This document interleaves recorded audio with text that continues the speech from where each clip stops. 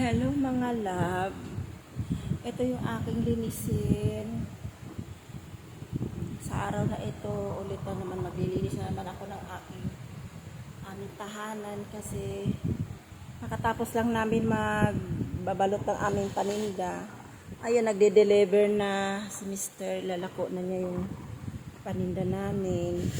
Ito kalamansi. Naghahakot na sila para sa aming paninda.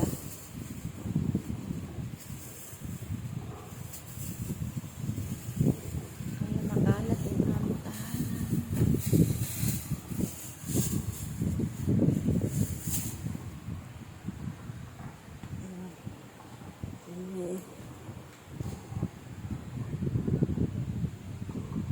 Another linisin na naman ako ngayon araw na ito. Kaya maganda naman tong hanap buhay na ito. Pagod nga lang kasi napakainit magluto. Daming 4 na klase lulutuin. Nakakapagod lang talaga. Pero okay naman kasi pagkatapos naman magtinda. Ayun, okay naman ang kinikita. Swak naman. Yun nga lang.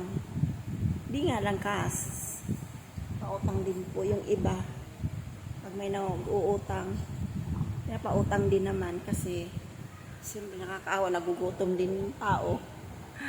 Ay, nagbabayad din naman sila. Hindi naman din sila pahirapan magsingilin kasi pag sila naman ang nagkakapera, kusa na rin inaabot ni Mister pag nagkasalubong sila.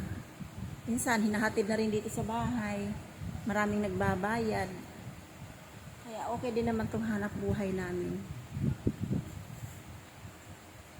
Ito si Bunso, siya tagahakot paninda sa labas. Sinasakay po yun ng tricycle. Yung aming tricycle.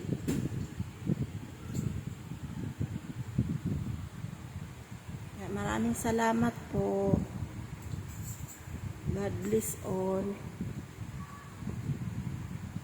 Thank you for watching.